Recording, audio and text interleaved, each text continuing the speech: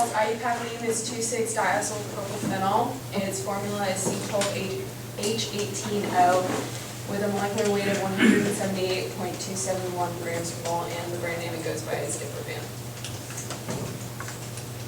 Its main use is use as a general anesthetic, and it replaced sodium thiopental because it's fast-acting and fast recovery time. And for that reason, also it is used for procedural sedation for children and infants like under MRI. It is an analgesic. It is not an analgesic, so it must be used with one. And recreational use is not all that common, but it's reported in the medical community because they have easy access and know how to use the drug. It was discovered in 1977 and was originally developed in the UK.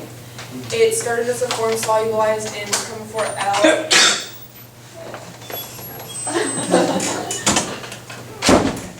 It started as a form solubilized in Propofol L, but due to anaphylactic reactions, they stopped doing that. And then it reformulated as an emulsion of soy oil, propofol, and water, and was relaunched in 1986 as Diprovan.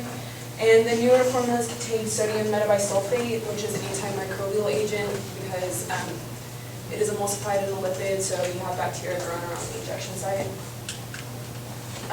Pharmacokinetics is described as the movement of the drug into, through, and out of the body.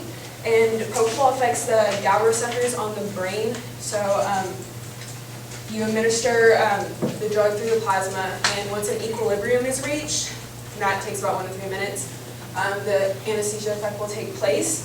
And because the drug is metabolized so quickly, you must keep infusing the drug in your system to keep you asleep. And it only takes about 5 to 30 minutes to wake up after the last propofol infusion. And for that reason, it goes in the peripheral tissue so quickly, it's lipid soluble, and it's why the anesthesia effect is so quick. Pharmacodynamics is the study of the effects of drugs, and it's dependent on the therapeutic blood and brain concentrations. So if you infuse the drug too fast, you'll get hypotension, and then because it's metabolized so quickly, you have to keep infusing the drug in order to stay asleep. And so you dose up every 3 to 5 minutes, and if you do it too rapidly or by too much, you get apnea, which is when you stop breathing.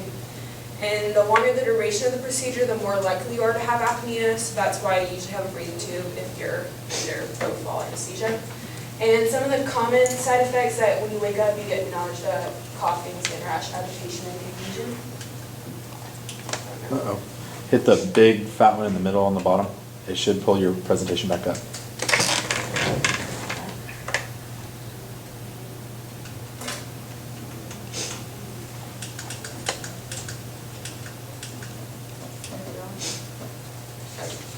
Okay. Propofol is an emulsion, and an emulsion is a mixture of 2 or more liquids that are normally immiscible, so if you like oil and water, how they like sit on top of each other. And it's an emulsion because it's metabolized so quickly, and it's considered, I'm sorry.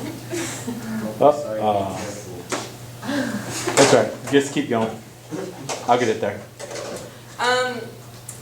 So propofol is an oil and water macroemulsion, and that is thermodynamically stable without the emulsifier, which in this case is the phospholipid.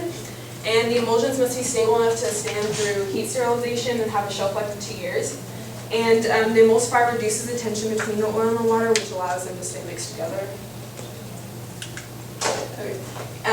It's related to GABA, which is the gamma-aminobutyric acid receptor, which is an inhibitory neurotransmitter. And it creates a synapse or a gap in the brain, which allows GABA to bind to the transmembrane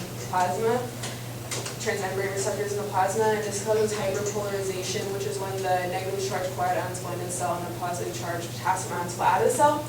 And this activates the GABA receptor quiet ion complex in the central nervous system, which is the anesthesia effect. And that's it.